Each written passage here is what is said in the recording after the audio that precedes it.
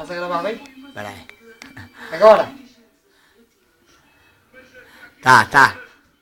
Olha aí, caralho. Arda aí, filha da puta! Fica é merda! Eu a acender a lareira em casa, filhos da puta! Lampiões do caralho! Ai, altamente! Kiko, para a posteridade, Kiko. Olha ali, filha da puta! E arder! Filha da puta! Só não sendo com notas porque não foi ao banco hoje. Filha da puta!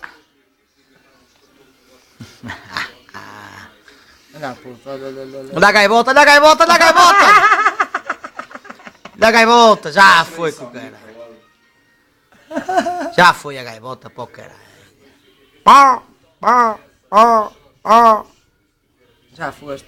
Gaivota para o caralho! Aí, filha da puta! Vou ter que investir, que se pega logo. Vou ter que investir nos cachegóis.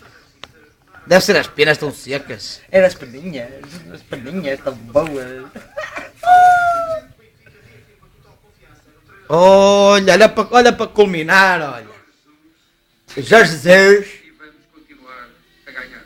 Conhece-lhe o trabalho, a exigência e a seriedade. Já viste? Que opõe Queima um cachecol, começa a orelhas a falar. Vais para o presépio, filho da puta. da euforia à depressão. Olha, porque ainda não fizeste a montagem do presépio, O problema do Benfica não é porque Não. está afastado da Liga dos Campeões. Queres fazer hoje? Pontos do líder no faz a campeonato. montagem. Olha, o Sr. Vieira, faz quanto a carregar a imagem do presépio. Pois é. Para o E plantel. pôr os burros, Sei o burro. do desencanto dos bem Já viste? Vou pôr no Facebook este vídeo. partilho desse Queima, filha da puta, agora está o boi ali, ó. percurso acidentado que temos Da vivido puta.